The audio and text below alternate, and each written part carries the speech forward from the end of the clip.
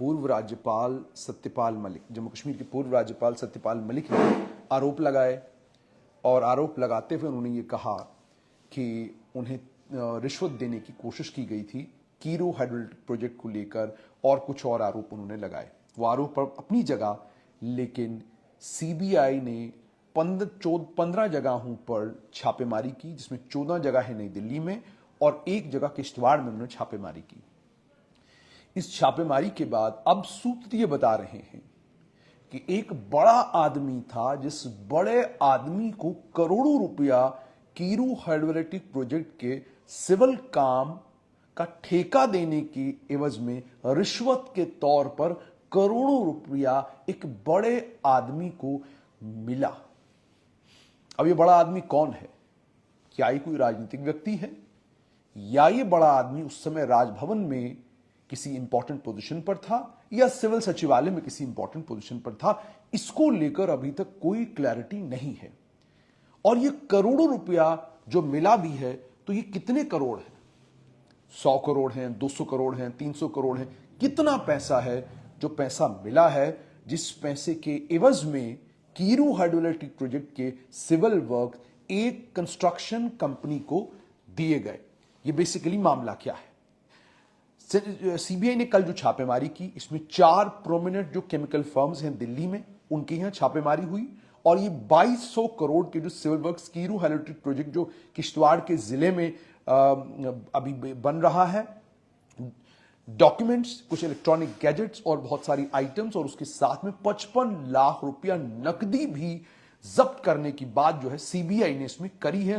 उन्होंने कहा हमने डायरेक्टरों के यहां छापेमारी की, हमने अकाउंटेंट्स के यहां छापेमारी की, सीबीआई की इसमें मल्टीपल टीम्स थी। सीबीआई जम्मू की टीम किश्तवाड़ पहुंची, चंडीगढ़ से टीमें, दिल्ली के दफ्तर से टीमें गई, जिन्होंने एएस केमिकल इंडस्ट्री, राज केमिकल इंडस्ट्री, कन्हैया एंटरप्राइजेज और राज सॉल्वेंट, इन तमाम से जुड़े हुए डायरेक्टर्स और अकाउंटेंट्स के यहां छापेमारी करी। इस छापेमारी में एक प्रीतम विहार में छापेमारी हुई, ट्राईनगर में छापेमारी हुई, लाजपत नगर में छापेमारी हुई, वसंत विहार और सरस्वती विहार नई दिल्ली में छापेमारी हुई। एएस केमिकल इंडस्ट्री के सतीश गुप्ता और उनकी धर्मपत्नी, उसके अलावा राज केमिकल इंडस्ट्री के अनिल कुमार, राज केमिकल इंडस्ट्री के डायरेक्टर्स हैं एएस केमिकल इंडस्ट्री और राज केमिकल इंडस्ट्री के। अनिल कुमार कन्हैया एंटरप्राइजेस के डायरेक्टर हैं, और सौरभ गुप्ता और मुनीश गुप्ता राज सॉल्वेंट के डायरेक्टर हैं। 2 अकाउंटेंट अरुण कुमार और सतीश कुमार, उनके घर पर भी छापेमारी हुई, और किश्तवाड़ में एक इंजीनियर है ऋषि शर्मा, जो वंत्रीग्राम किश्तवाड़ के रहने वाले हैं। इस समय शक्तिनगर जम्मू में उन्होंने अपना घर बनाया हुआ है, और वो कीरू हाइड्रोइलेक्ट्रिक प्रोजेक्ट में जेई के तौर पर काम कर रहे थे। इसमें हालांकि आधिकारिक तौर पर तो सीबीआई ने कुछ नहीं कहा, लेकिन सूत्र ये बता रहे हैं कि 55 लाख के करीब जो है नकदी, वो भी इसमें जब्त की गई है। इसमें सीबीआई का सूत्रों के हवाले से खबर जो आई है, उसमें उनका ये कहना है कि जो पैसा इसमें ट्रांसफर किया गया है, वो पैसा साफ तौर पर इन केमिकल फर्म्स के पास गया है, इन केमिकल फर्म्स की तरफ इशारा करता है। कुछ एंट्रीज जो एक लीडिंग कंपनी ने करी हैं, वो फर्म्स में की हुई हैं, और जो सीबीआई पड़ताल कर रही है, उसमें यह भी पता चल रहा है कि पैसा एक बड़ा प्रोमिनेंट बेनिफिशियरी है, जिसको किकबैक्स के तौर पर, रिश्वत के तौर पर, कि ये लीजिए रिश्वत है, आप कीरू हाइड्रोइलेक्ट्रिक प्रोजेक्ट की जो सिविल वर्क्स हैं वो आप हमें दें। सीबीआई ने इसमें डॉक्यूमेंट्स भी और बैंक एंट्रीज भी जो है वो भी कलेक्ट कर ली है। आप ये जानते होंगे कि 2200 करोड़ का सिविल वर्क्स का काम जो है कीरू हाइड्रोइलेक्ट्रिक प्रोजेक्ट किश्तवाड़ में 2019 में जो है वो दिया गया। इसमें ऑलरेडी 4 बार छापेमारी हो चुकी है। 5वीं बार छापेमारी हुई थी, पहले अप्रैल 21 को, फिर जुलाई 6 को, फिर मई 17 को, फिर दिसंबर 2 को। अप्रैल 21 और जुलाई 6 2022 में, मई 17 और दिसंबर 2 2023 में। और इसमें आपको यह भी याद होगा कि दिसंबर में जो छापेमारी हुई थी, उसमें कमलजीत सिंह दुग्गल, जो main stream IT solutions private limited के साथ जुड़े हुए हैं, उनके यहाँ छापेमारी हुई, डीपी सिंह के यहाँ छापेमारी हुई, और कंपनी के और दुग्गल के जो उनके अपने घर हैं दिल्ली में और शिमला में, वहां पर छापेमारी हुई, नोएडा में, चंडीगढ़ में। और उसके अलावा ये भी आपको अच्छे तरीके से याद होगा कि इसी मामले में Chenab valley power projects private limited के पूर्व चेयरमैन नवीन कुमार चौधरी, उन्हें भी इसमें एफआईआर में नामजद किया गया है। एमएस बाबू, M.K. Mittal, Arun Kumar Mishra, Patel engineering limited के, उन्हें भी इस मामले में जो है आरोपी के तौर पर जो है रोप इन किया गया है। आरोपी के तौर पर वो भी इस एफआईआर में उनका नाम भी दर्ज है।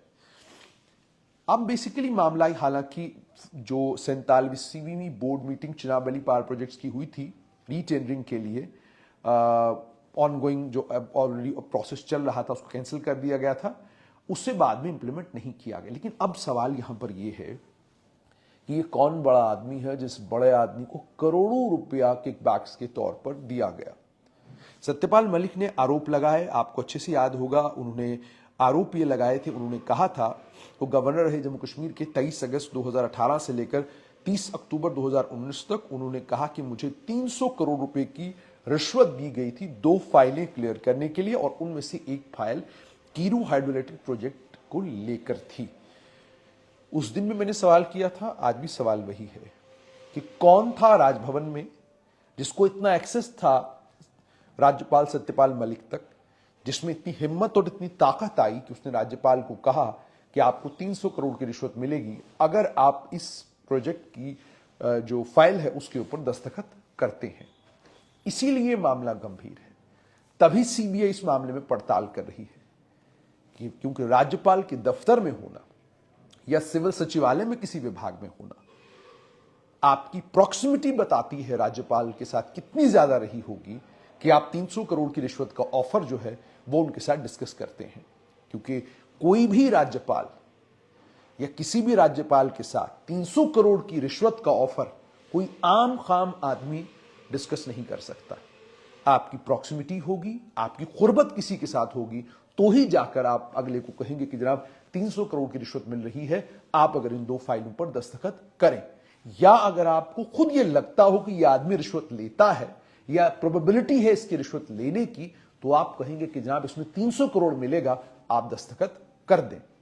अदरवाइज आम भाषा में यह पॉसिबल ही नहीं है कि किसी गवर्नर, किसी लेफ्टिनेंट गवर्नर के पास कोई इतनी हिम्मत और ताकत करे कि वो जाए, चाहे उसका प्रिंसिपल सेक्रेटरी हो, चाहे उसका पॉलिटिकल एडवाइजर हो, चाहे उसका मीडिया एडवाइजर हो, जब तक घनिष्ठ मित्रता ना हो, जब तक विश्वास बेइंतहा ना हो, जब तक दोस्ती बहुत पक्की ना हो, तब तक संभव ही नहीं है कि आप एक गवर्नर को जो ऑल पावरफुल है, लोकतांत्रिक सरकार नहीं है, जिसके पास पुलिस है, प्रशासन है, पुलिस है, प्रशासन है, एंटी करप्शन ब्यूरो है, सारी एजेंसी जिस गवर्नर के पास हो, कौन हिम्मत करेगा कि उस गवर्नर को जाकर ये कहे कि जनाब 300 करोड़ की रिश्वत मिल रही है, आप जो है हां कर दें और ये 300 करोड़ आपको मिल जाएगा। तो इसीलिए जैसे एक बार पूर्व राज्यपाल सत्यपाल मलिक से सवाल पूछे गए हैं,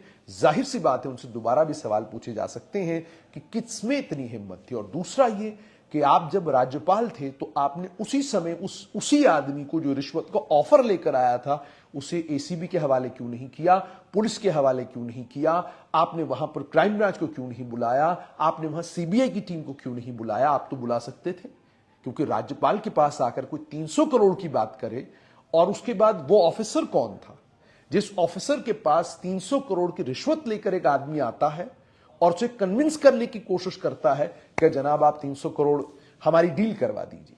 कोई भी आदमी जब आपके पास डील करवाने के लिए आएगा तो जाहिर सी बात है वो पहले आपको आपकी परसेंटेज बताएगा, उसके बाद ही जाकर आपको कहेगा कि आप किसी और के साथ डील करें। और जब तक उस ऑफिसर के साथ आपके रिश्ते मजबूत नहीं होंगे तब तक ये पॉसिबल नहीं है कि वो ऑफिसर ये जुर्रत करे, ये हिम्मत करे कि वो गवर्नर के पास जाकर रिश्वत की ऑफर की बात करे। बातें तल्ख होती हैं लेकिन होती सच्ची हैं, इनको निगलना पड़ जाता है, इनको सुनना भी पड़ता है, इनको निगलना भी पड़ता है। जैसे मैंने आपको कहा कि आम खाम बात तो कतई नहीं है, तो इसीलिए मैं जैसे जब ये स्टोरी कर रहा हूं तो मैं भी सोच में पड़ गया हूं कि कौन आदमी था वो जिसे करोड़ों रुपए के किकबैक्स इस कीरू हाइड्रोइलेक्ट्रिक प्रोजेक्ट के सिविल कामों के एवज में मिले हैं। जब भी सीबीआई इस पड़ताल को मुकम्मल करके चार्जशीट फाइल करेगी और वो नाम सामने आएगा तो स्ट्रेट लाइन भी आपके साथ उस नाम को साझा करेगा। लेकिन कुछ एक लोग हैं जिनको लेकर आप गेस कर सकते हैं कि संभवतः इनमें से कोई होगा, या तो वो जो राजभवन में था, या तो वो जो सिविल सचिवालय में था, या वो जो राजभवन में था सिविल सचिवालय में नहीं था, इंपॉर्टेंट आदमी था लेकिन सरकारी आदमी नहीं था। था कौन? सीबीआई पड़ताल कर रही है, और जब भी सीबीआई उस नाम का उल्लेख करेगी आपके साथ जरूर साझा करेगी।